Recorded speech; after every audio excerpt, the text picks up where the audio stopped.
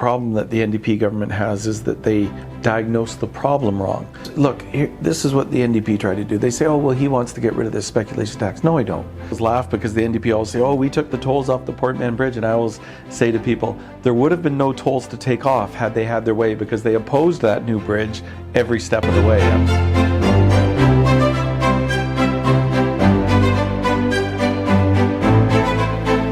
Hey everyone, welcome to Darpan Chat Central. The BC Liberals elected a new leader, and the man is no stranger to the party. Kevin Falcon promises to rebuild and renew the party into the political powerhouse of their recent past. Let's say hello to him. Hi Kevin, how are you? I'm great, Ish. How are you? I'm doing fantastic. Great. A huge congratulations. Thank you. Thank you. So this is very exciting, coming back after about a decade or so. That's right. 10 years of working in the private sector and raising my two girls along with my wife, Jessica. So a shift from politics. Yes, and it was great. Honestly, the best 10 years of my life, really. Right. I bet it gave you some new perspectives. It sure did. Okay. Yeah, it really did. All right. Yeah. So what's been a new month like coming back? It's been very, very busy because I literally won the leadership on a Saturday night. Right. I spent all Sunday planning the changes in terms of, who's going to have what role, what MLAs are going to be doing what critic roles, etc. And then the Monday I was in at 6 a.m. in the legislature, getting to work right away. So it's been very, very busy since. Very steady, eh? Yeah, very, very steady. But it's exciting, and there's a lot of enthusiasm. Right. I'm really encouraged by that. I'm getting a lot of people across the province reaching out. They're very excited, wanting to get involved again. So that's good. Just curious, how are you wanting to go ahead and rebrand the party? There is a lot of talk of that, that the party certainly needs that. It does. So because you've got grassroots with the party, wondering, what sort of new changes are we looking at? Like, what are you bringing to the table, some new ideas? Yeah, and it's one of the things that I said when I launched my campaign. I was very clear, and this is a positive thing, by the way, but I said that the party needs to be completely re-energized and rebuilt and renewed. And that's not a bad thing, because diversity is one of the big things. So I said, look, we've got to make sure that the membership of our party and the candidates we run reflect the diversity of our communities, because there are outstanding women and men out there that we can get to run from different communities, but the leader has to reach out and lead that effort, and I will.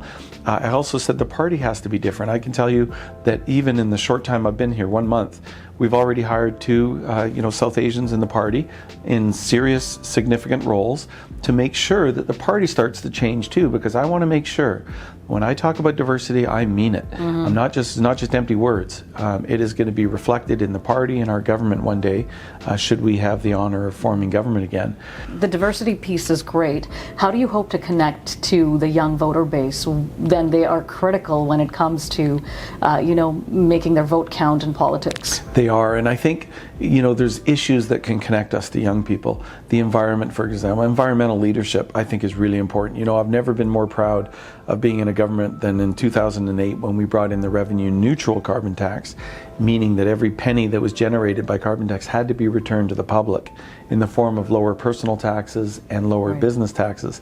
And we were the first government in North America to do that. And even though the NDP fought against us and ran a campaign against us in 2009, we won a majority, in part because of that environmental leadership. And I want to make sure that going forward, we are leaders on the environment, because I've got young girls, 12 and 9. I'm thinking about that generation. I want to make sure that we've got a government that's thinking about that generation and not just talking the talk, but actually delivering real results and differences.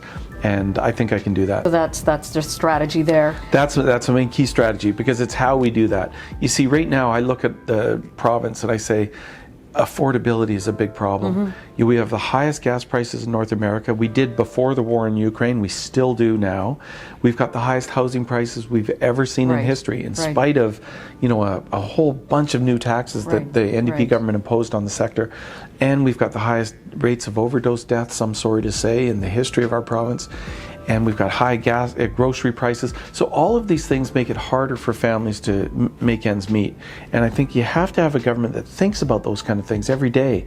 I used to have in my office, when I was finance minister, a big sign, and it said, "Think like a taxpayer." And that was a reminder to my staff that we have to think about the people that are out there paying the taxes that allow us to spend their money, and we have to be very careful and cautious about how we spend their money. Housing affordability is one thing that's on everyone's mind. So I know that when you took some time away from politics, you were in the private sector. Yes. You did some work with Anthem Properties. Yes. So what sort of learning took place there, and that you can implement, and some solutions that you can bring to the table with the housing market crisis? Such a great question, because it is a crisis. And you have to understand that the problem that the NDP government has is that they diagnosed the problem wrong. They said, well, the problem was developers and foreign buyers. And yet we've seen, especially during COVID, for 2 years, we've had no foreign buyers in our market at all. We've had no one even been able to immigrate into British Columbia, and yet prices keep going up. This year in Surrey, they're up 40% alone. 40% in 1 year. So the problem is we now have the highest housing prices in the history of the province of British Columbia. So what do we have to do differently? Number one, what the government doesn't understand is if you keep imposing costs onto housing, those costs get passed along to the buyer. It's not like developers pay them. Developers just pass them along. Right. So right now, any new home that's being bought in British Columbia, 25% of the cost of the purchase is made up of taxes. It's the GST, the PST, development cost charges, community amenity contributions, public art charges, etc. There's a long list. And so what we have to do is say, okay, first of all, let's look at all the costs that government imposes through the eyes of a first-time buyer, because I want to make sure first-time buyers get an opportunity to get into housing. I want young people to know that we're going to create a pathway for them to be able to own a home one day. And we're not going to do that if we don't change the costs that government imposes. And secondly, we need to have the municipalities, we need to make legislation to force them to put more supply into the market, because we need more of every kind of housing. We need more rental, more market rental, more affordable, more townhouses, more condominiums, more single family. We need everything. Okay. You did mention some of the taxes, and you did mention sort of, getting every type of rental in the market, I guess, especially for people who live in the Lower Mainland but have absolutely zero chance of home ownership. What about the vacancy tax and the speculation tax? Are you thinking of scrapping those as well? No, because this is what the NDP tried to do. They say, oh, well, he wants to get rid of this speculation tax. No, I don't. First of all, it's not a speculation tax. It has nothing to do with speculation. Speculation is when you're buying properties and flipping them, selling them quickly to try and make a quick profit. That's speculation.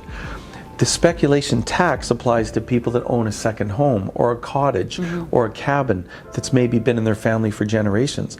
And 2/3 of the speculation tax is paid for by British Columbians. Right. Okay, these are not speculators. These are people that have a second property, and they're being forced to pay, an additional cost. So once again, the NDP, they've named it something that sounds good, a speculation tax, but it is not dealing with speculation. So I think the first thing we have to do is look at all of the taxes that are imposed on housing. And as I say, I want to look at them through a first-time buyer's eyes, because it's the first-time buyer I'm most concerned about. The final thing I'll say is this.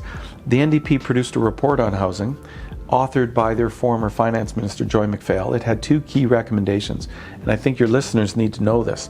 The first was eliminate the homeowner's grant, because the NDP don't think that people that own homes should receive a homeowner grant. And the second was that we should be taxing people's equity in their homes. So when they sell it and they realize a big gain, that government should come and take a big chunk of that away. And I think that is very dangerous, but I think that's where the NDP want to go. When it comes to leadership, how is your style going to be different from the previous MLAs? I think the big difference is, number one, that I say what I mean and I do what I say. That's very important, because I think the public loses trust and confidence in politicians that promise things, never see results. You mentioned the Portman Bridge. It was tolled under your government, though. It was. And then they came and scrapped the tolls. Yes. So is that going to happen again, where we will see the bridge tolled once again? Well, this is, I always laugh because the NDP always say, oh, we took the tolls off the Portman Bridge. And I always say to people, there would have been no tolls to take off had they had their way, because they opposed that new bridge every step of the way. Believe me, I was the minister responsible for building it. And one of the ways we built it was through the tolls, because that was how we were going to pay for it. Now, they did take off the tolls, but here's the problem. The NDP are going to come up with something called road pricing. And what that means is they're going to put tolls on all the bridges in the Lower Mainland. That's coming. It's going to start in Vancouver, and it will only happen with NDP support because it requires a provincial change. But I guarantee you that's coming. So people are going to pay they're going to pay a lot under the NDP because they're just going to toll everything. Interesting. Yeah. So the battle lines are already being drawn for 2024. They sure are. All right. Okay, thank you so much for taking the time to speak with us, Kevin Falcon. Thanks for having me. I really enjoyed that. Follow us on Facebook, Instagram, Twitter, and YouTube. Like, share, and subscribe.